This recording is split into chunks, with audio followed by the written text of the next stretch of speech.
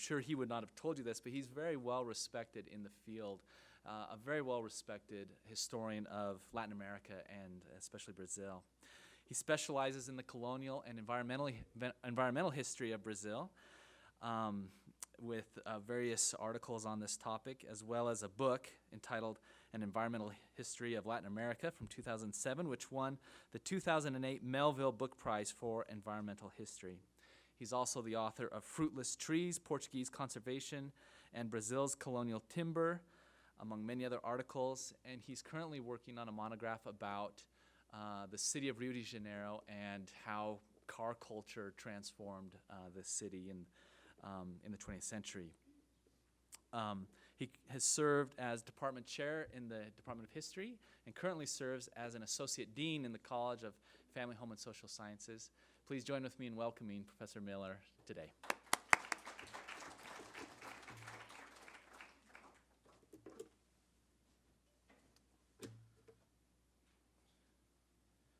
Thanks for that nice introduction. It's great to be here, and I appreciate those of you that have come, even those that were required to come.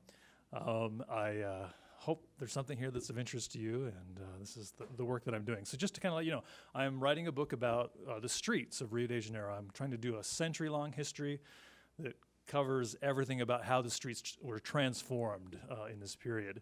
And what we're going to talk about today is mostly the impact the automobile has in the beginning, just after it arrives in the city of Rio de Janeiro. So let me give you a quick introduction to the topic. This here is a little thing that I'm using as an epigraph for my book. And I'll just read it to you quickly. Pedestrian, the caste into which I was born and lived until the age of 26, was a poor and unhappy station. One that forced me to spoil good shoe leather, sweat profusely, suffer rain, and engage in prodigious acrobats to avoid being crushed. How often I stood on the sidewalk to spectate my pedestrian brothers reduced to mere insects, scattering to make way for an arrogant metallic Cadillac. The snort of its klaxon horn seemed to say to me, "Make way, scum." And those last three words will kind of sum up pretty much what I want to talk about today. So let's see. There we go. So here's the street in Rio de Janeiro in the early 19th century, a painting by a German artist named Rugendas, and it gives you a sense of the street as a multi-purpose place. It was a place that people could do just about anything, even break the rules and get away with it most of the time.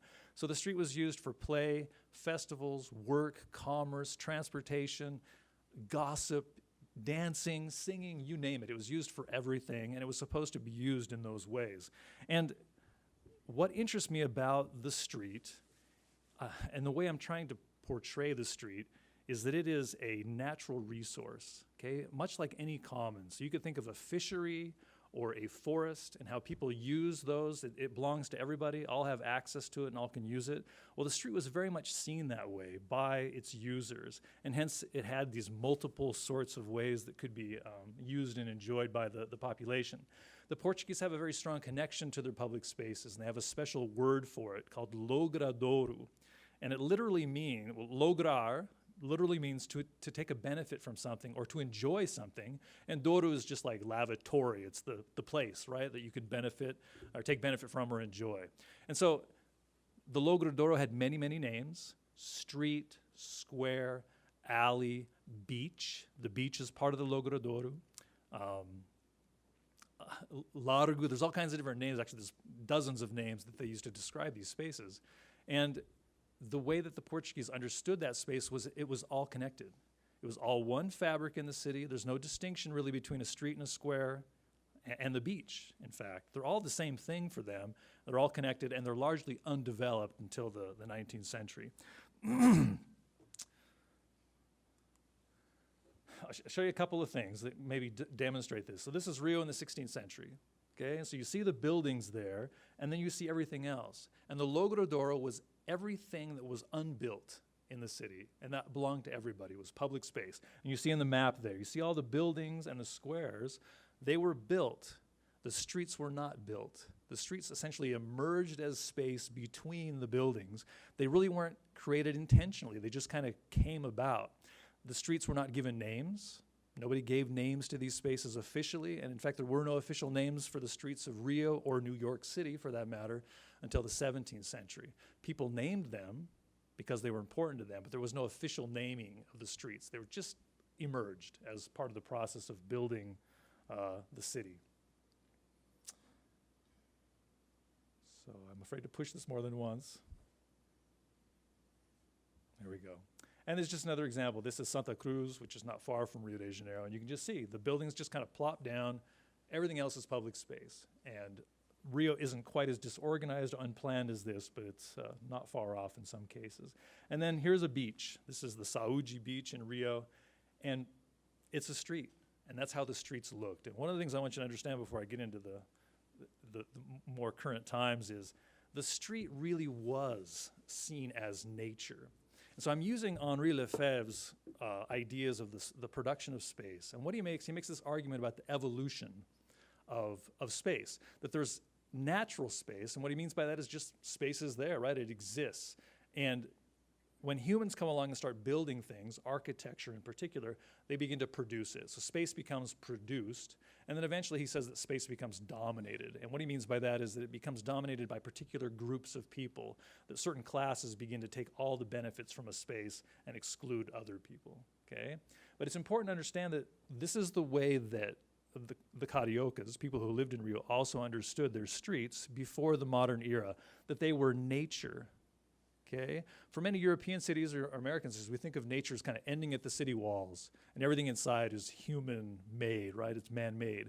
But for Brazilians, the street was really a piece of nature. It was like a fishery or a forest, a commons that everybody could and did use.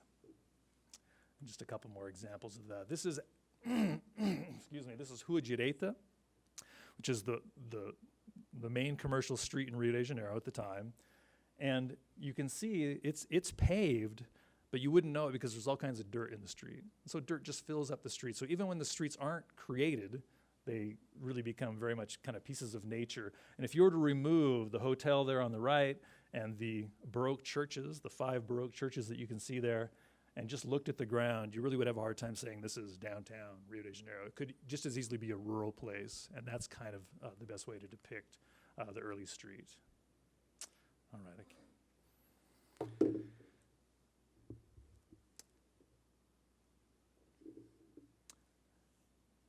I did skip one. There we go. The street began to be produced in the late 19th century. And what I mean by that is that people actually began to produce the street in the sense of creating it. They'd pave it. They put in curbs. They put in sidewalks. And they actually built the street first. And then they put the building up afterward, right? And this is the case with this street here. This is Avenida Central, started with a name, and this was just plowed right through the center of Rio de Janeiro in 1903. In 3 years' time, they built this brand new broad avenue, and they built all these fancy buildings along it to dress up the street. But that's the production of space, right? You're building a street for a particular purpose, and in fact, the elite, what they wanted was a street that was their own, because the street really belonged to the poor. And so they felt they could create a space where they belonged and they could kind of kick everybody else out. But what they learned very quickly is they couldn't kick everybody else out, and the poor people came to this street just as much as they did any other street. And there's what the street looks like in about 1907. So you see all the fancy Beaux Arts buildings and all the activity in the street. And there's another. So, and then lastly, and what we're going to talk about today is the domination of the street. And this is when a particular class of people take nearly all the benefits from the street and exclude everybody else. And this is a spatial domination that is really kind of facilitated by the automobile. All right, so I'm going to read a number of this, what comes, because it'll be more efficient, fewer digressions, and probably more coherent. All right.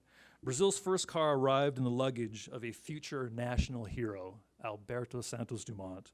After unpacking and assembling his Peugeot Type 3, Alberto and his brother Enrique drove it about the streets of 1890s Sao Paulo, frightening their neighbors with its speed, its stink, and its noise.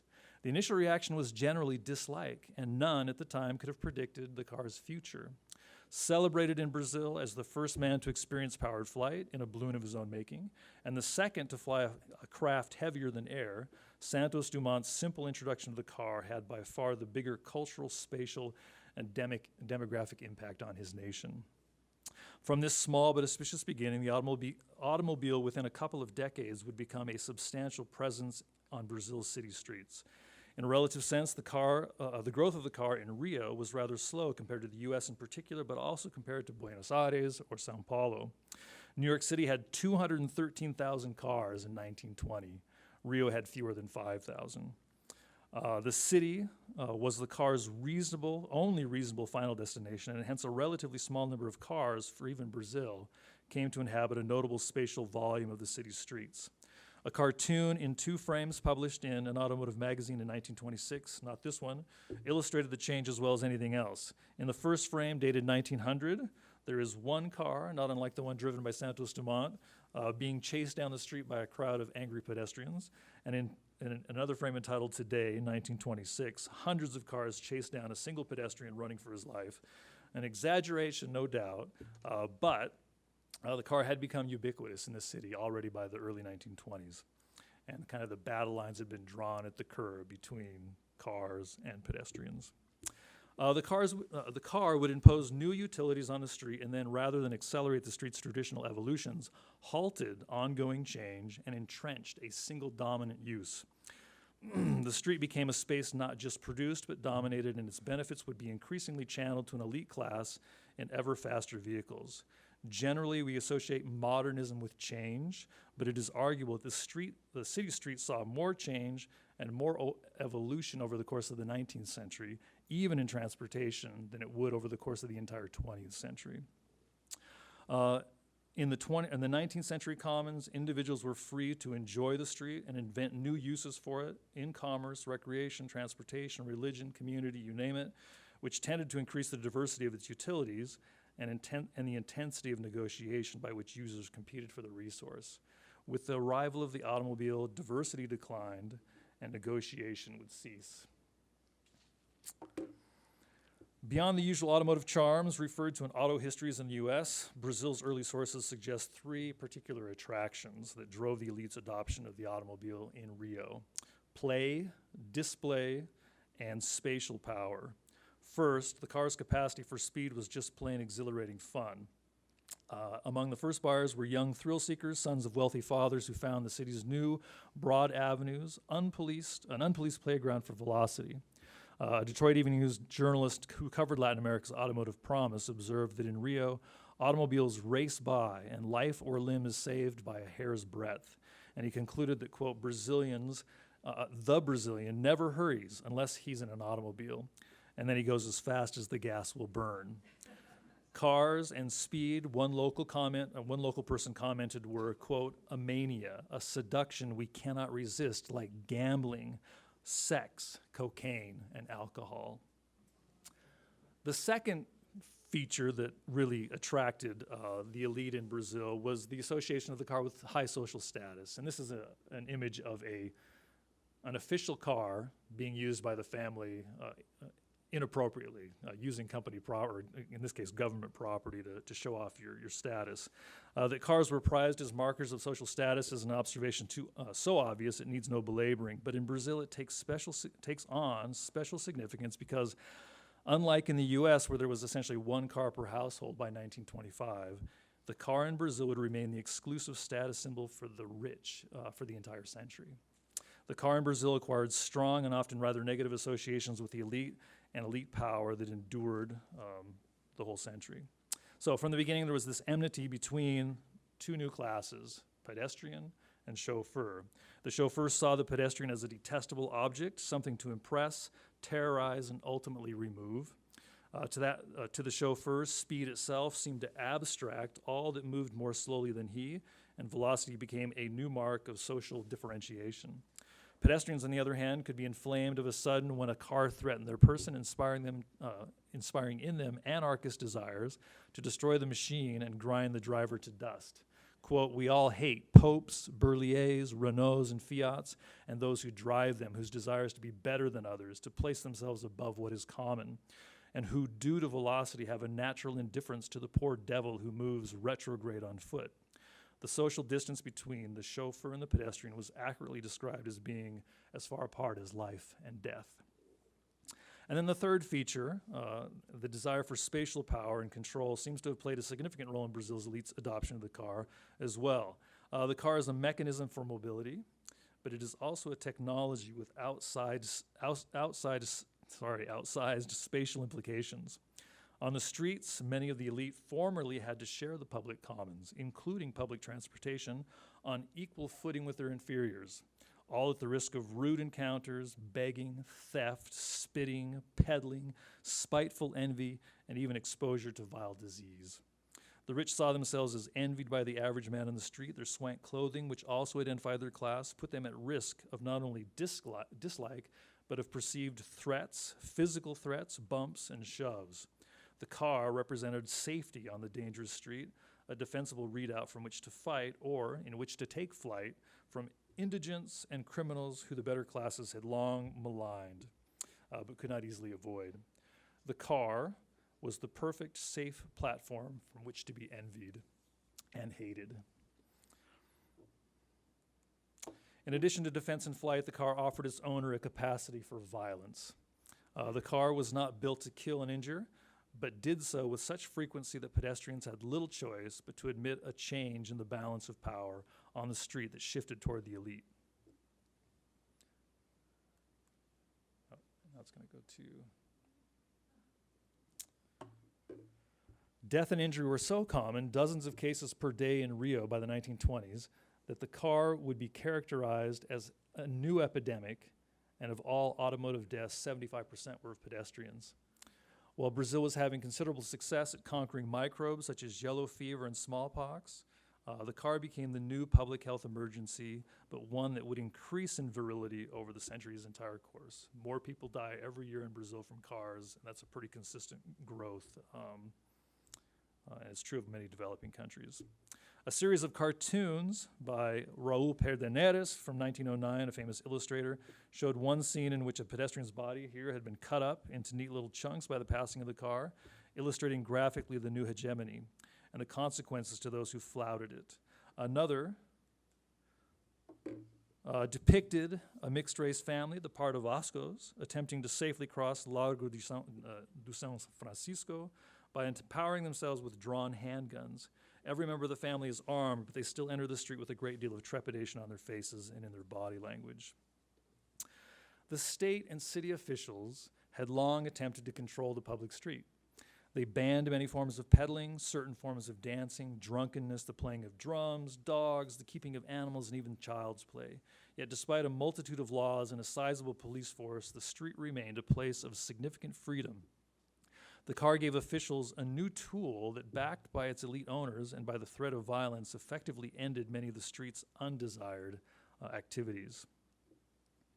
Due to the automobile's size, increasing numbers, speed, and hence its ever-increasing call for space, it had the effect of first compressing rather than eliminating the street's traditional activities.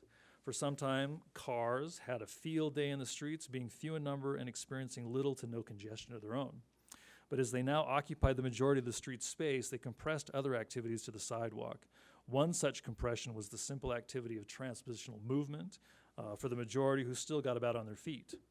Walking acquired two new characteristics. First, for those who wanted to move, movement slowed due to the crowds. Second, for those who wanted to do almost anything else in the street, converse, buy, sell, sing, or play, the new congestion consumed the space and fairly compelled everyone into ordered motion. Merchants began to complain in 1914 that the unstopping, walking crowds forced along by their need for movement could no longer pause to sample the wares of the downtown shops with their eyes.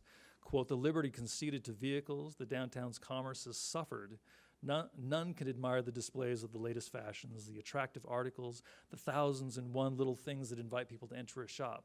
The feverish, chaotic trance that moves along our sidewalks does not permit anyone to pause, because behind them comes the strong, impetuous wave that carries everyone forward into the stampede. We need to sacrifice the interests of a small minority of drivers to the higher interests of what is almost the totality of the population. Many others, however, including some merchants who despised peddlers who undercut them for price and offered free delivery, saw congested pedestrian movement as the solution to the street's problem. In 1908, during a visit by the United States Navy, the so-called Great White Fleet, there was a street altercation that had come to blows between Rio's locals and American sailors. Most of the press condemned the drunken sailors, but one paper, O Malio, placed the blame squarely on Rio's underclass who had taunted the sharply dressed sailors as if they were animals in a zoo. What would you do, it was asked, if you found yourself surrounded by a bunch of filthy carters, deckhands, rubes, blacks, and idle brats? Of all people, the sailor now stood for civilization, for an elite who had come to realize that despite the city's modern street reforms, the poor and the vulgar remained as before. The solution, keep the riffraff moving. Omalio, the newspaper, argued that the city ought to adopt the Parisian policy of the circuler, okay, that demanded that all pedestrians on the sidewalks remain in perpetual ordered motion. The term circuler was a direct adoption of the French command circulate or keep moving, and for the next decade, Rio's elite press would continue to demand that this pattern of civilized movement be imposed on the streets of Rio. People who were always moving were people who did not cause trouble. And had the policy been in place in 1908, the vulgar classes would not have harassed the American visitors, but would have, quote, left our guests in peace. Among the group of people they wanted to remove were the peddlers. The demands for the implementation of the circuler came not with just efficient movement in mind, but with the frequent justification that doing so would help eliminate undesirable people and undesirable behavior. Peddlers, buskers, musicians, men gawking at women, children at play, and even acquaintances engaged in friendly conversation were construed now as provincial conduct, uncivil discourse, or as indulgences that could no longer be entertained on the increasingly crowded sidewalks. One argued that the city citizens must be liberated from the infernal shouting, jingling, and noise-making of the peddling classes, a call that in itself was nothing new. The demand for movement became a tool to eliminate them. Quote, how many camp out in the same space every day, making us crazy in front of our very office? It's like a martyrdom. There is a well-known seller of pomades for the removal of calluses that needs to be told to keep it moving.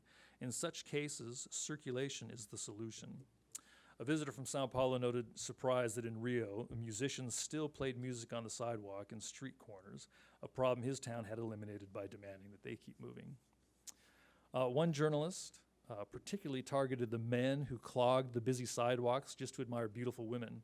Those who stood drooling before the female as if she were some rare creature admitted they hung about streetcar stops to examine legs. Our police could sanitize these spaces infected by the epidemic of leering gawkers, just ban the gathering of persons on the sidewalk, and impose constant movement on the foot traffic. Some even believed the circuler would finally eliminate prostitution by forcing the customers to keep moving, thus preventing their commerce. Quote, love sold by the hour was to be sent walking, and soon Rio will be finally sanitized, purified, worthy to be counted among the most commendable and decent of cities.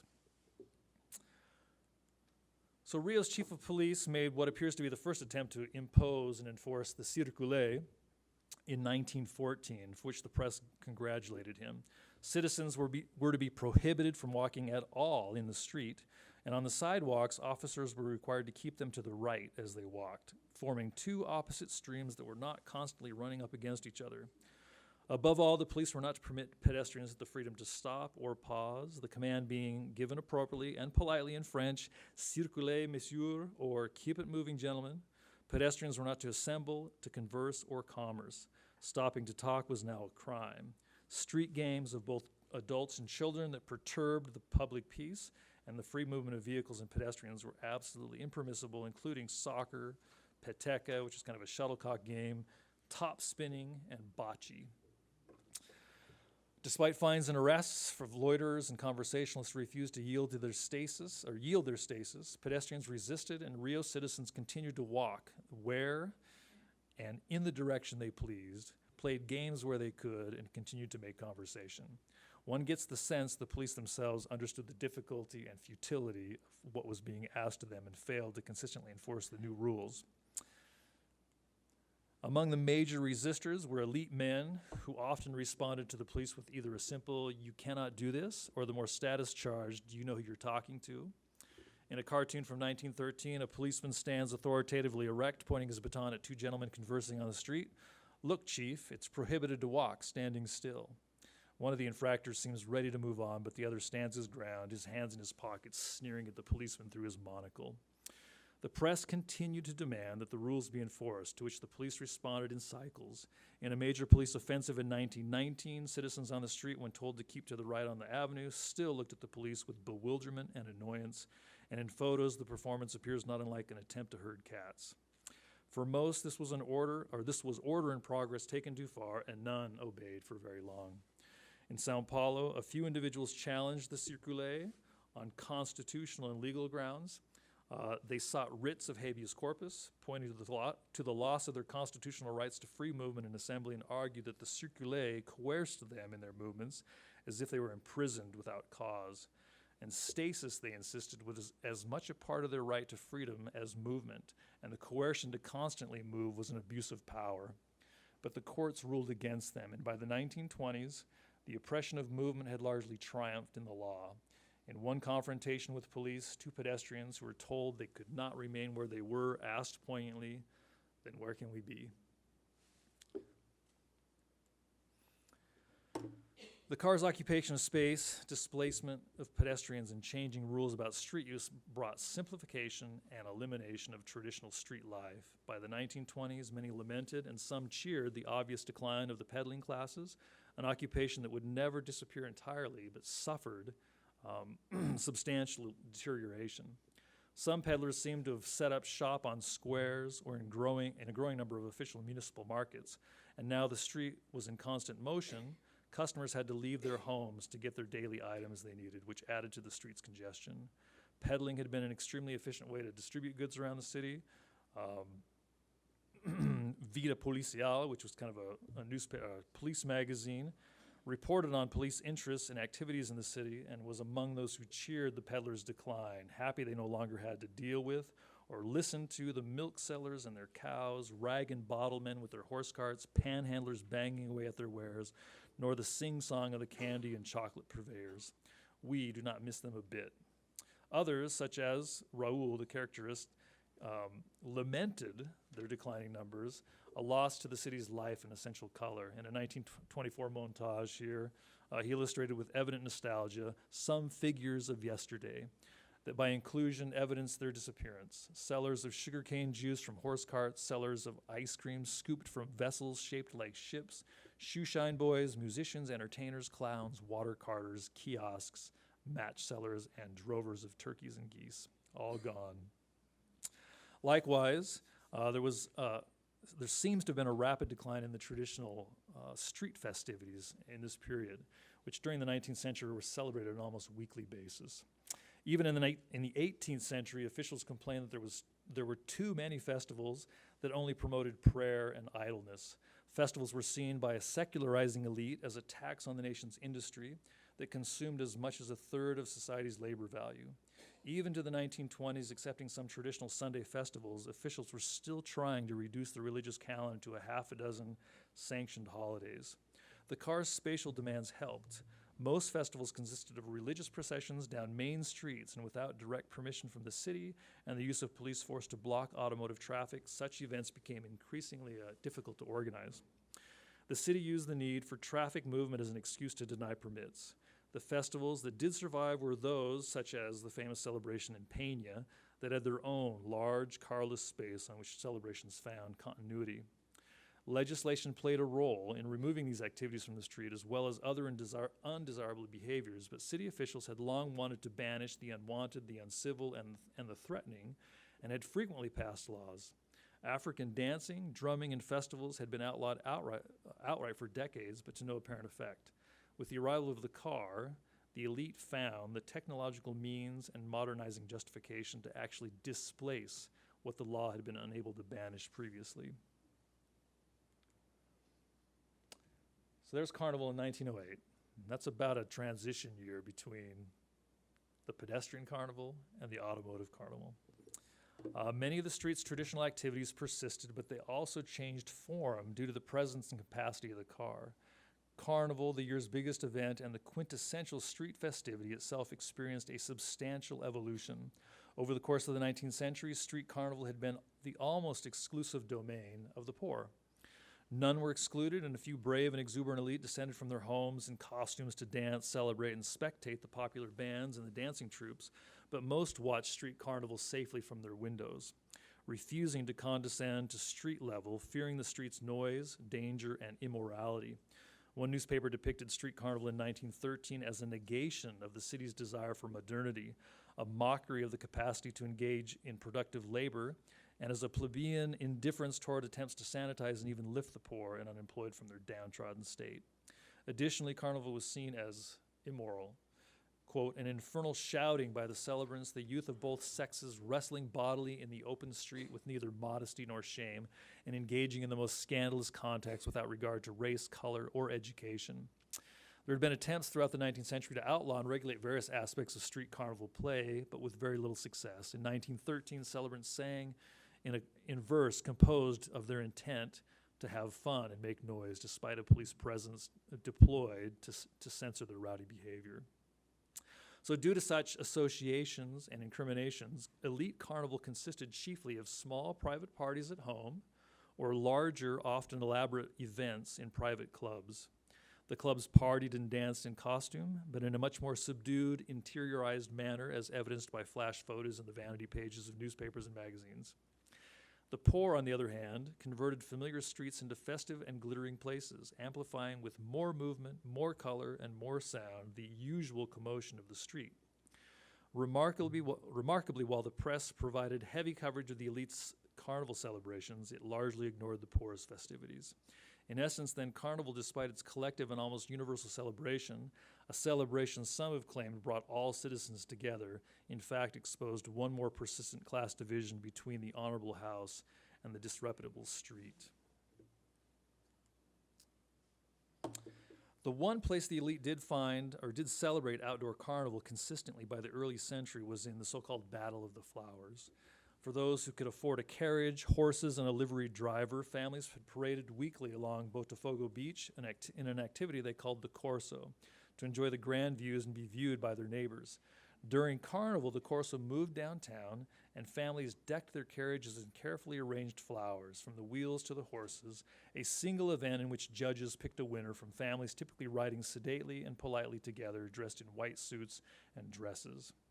The event was held not on the street, but in the broad Santa Ana Square, by this time a landscaped park with groomed carriageways. But it was in the context of the Corso's respectably florid battle that the automobile, also covered in exuberant flowers, made its first appearance in carnival celebrations, in line behind the carriages in the park. Soon after, about 1910, the automobile had largely displaced the carriages, and by the mid-teens arrived on the street without flowers and dislocated much of the poor classes, marching, drumming, and dancing, at least on the main downtown thoroughfares. John Chasteen, who examines carnival dancing in this period, asserts that, quote, the processions of family cars overflowing with stylish occupants became, rather understandably, the center of attention in the early years of motoring in Brazil, and they reduced the street dancers' freedom of movement. For 3 decades, the car would spatially dominate the traditional places associated with the poor's downtown street carnival. In fact, photographs of automotive carnival through the 20s show that pedestrians on the avenue had become mere spectators of the car, and this is the car version of your Battle of the Flowers. Carnival street activities rapidly shifted from poor folks playing and dancing in the streets to rich folks playing and not dancing in their cars. During the entire afternoons and into the evening, with their headlights beaming, those who could afford to own or rent a car during the holiday cruised up and down, filling the avenue from end to end, bumper to bumper, two abreast in 2 directions.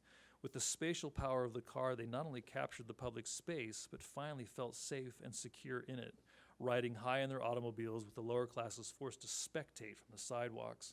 Of the city's few thousand cars, it appeared that nearly all of them converged on the avenue, and demand was so high for rented vehicles that per hour rates climbed to 7 times their normal level. The price of a car was the new cost of entry to the Carnival street celebration.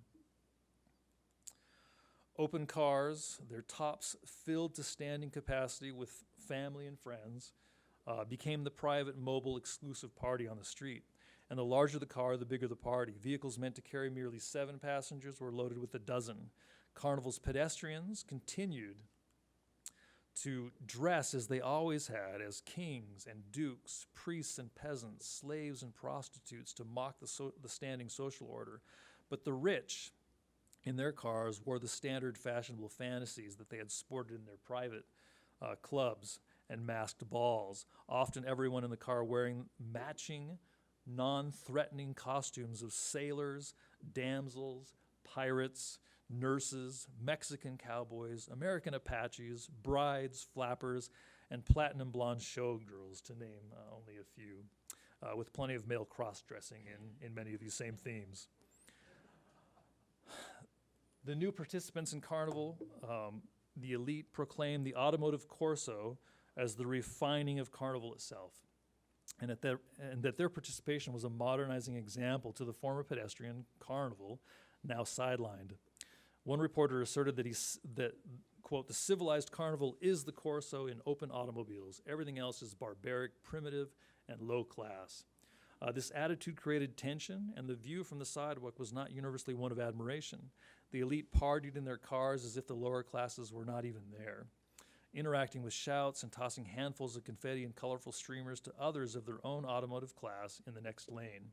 The poor were meant to be passive observers of their betters, but the observers still posed social and even potentially physical threats, so much so that in Sao Paulo, where automotive Carnival was on the same trajectory as in Rio, a 1920 law prohibited pedestrian onlookers from insulting anyone in a passing car during Carnival. Before the car, Street Carnival exhibited a great deal of group activity. Individuals organized into troops, bands, and parties that sang, danced, and paraded and roamed the streets together as coherent assemblages. The organizing principle might be a place, such as a poor neighborhood or even a single street, or membership in a club or professional association. The groups went by a variety of labels: cordões, prestitos, ranchos, congos, congadas, coretos, blocos, and by the late 1920s, escolas, or schools of samba. Carnival groups had pretentious or outrageous names to represent their collective identity: the Sons of New World Thunder, the Undaunteds from Hell, We Play So We Do Not Cry, the Chills, Spice in the Frying Pan, and the Conquerors of the Dark-Skinned Girls. Above all, they were about singing and dancing in the street, often having their own songs and lyrics written for the occasion. Some groups totaled hundreds of participants, and Shawn W described their collective and competitive music and percussion in pre-car celebrations as, quote, a street convulsing itself as if it were about to split down the middle and explode in its exuberance and clamor. The dancers' bodies tightly wound about one another, smelling of coarse cologne, must, dust, and alcohol. On the streets, they coursed, automobiles had the effect of atomizing celebratory groups. Initially, wealthier clubs organized themselves into automotive corsos as coherent groups, but on the increasingly congested avenue, they found it difficult to stay together, and it soon appears it was every car for itself. The community benefits of the celebration were frustrated. Cars made Carnival, which had been a gathering and mixing into popular spaces, a linear and segregated event, one in which movement through space was more important than sharing it. The car's sonic presence during the expanding Corso also had the effect of diminishing the presence of music and verse in the street. The technical English term internal combustion engine is a bit of a euphemism. A silent candle in a string church counts as internal combustion. In Portuguese, the engine is known as more accurately as the motor by explosion. Literally, hundreds of thousands of explosions per minute within earshot, especially with Carnival's heavy stop-and-go traffic. Early cars had inferior mufflers, and not even drums could effectively compete with them. Intentional noises, music, and song were replaced by voices trying to shout above the sound of engines constantly revving. Gleeful honking became the Corso's stock interaction. The car moved the body, but not the way music did, and one could not dance with much satisfaction nor in unison to the rhythms of the internal combustion engine. The car diminished song, lyric, and dance from Carnival, which themselves had played central roles in the building of local and civic community. And now the scents that dominated Carnival were not human sweat and cheap alcohol, but those which derived from incompletely burned alcohol.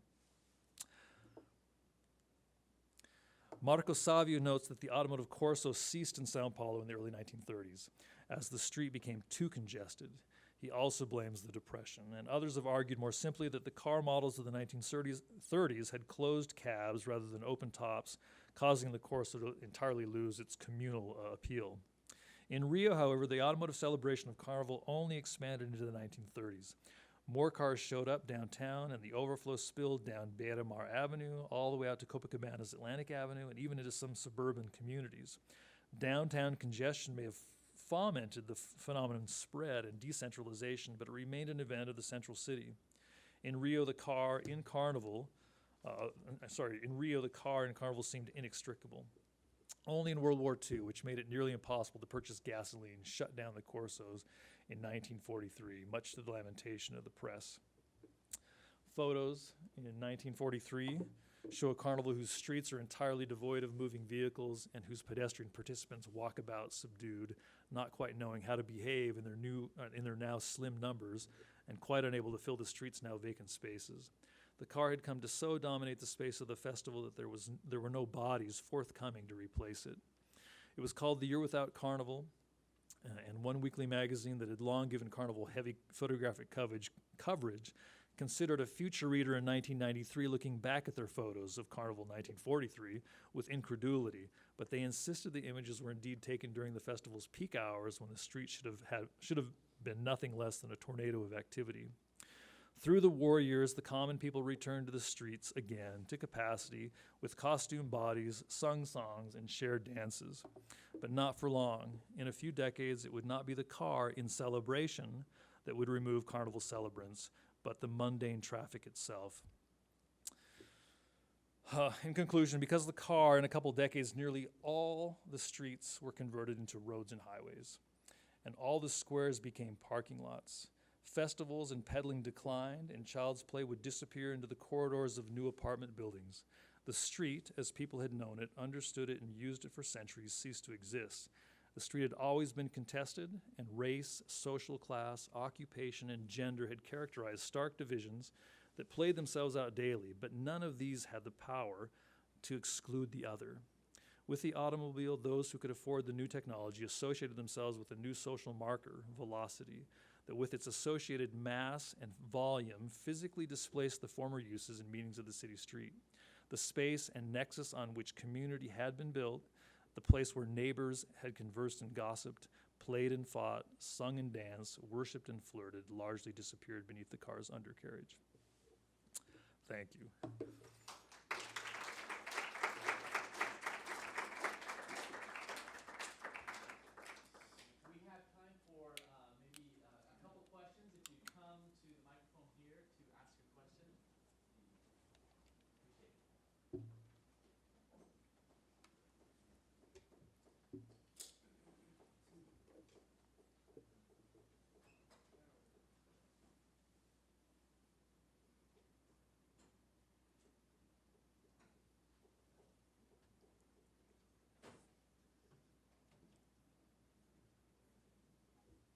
Go ahead and ask Luke while we're waiting for the mic.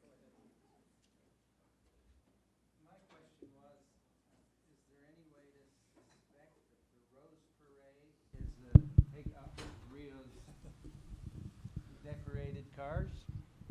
I have no idea. I don't know the history of Carnival that well, but it has traditions that go back quite a ways. And I know that in Southern Europe in particular, Eric's here, you can probably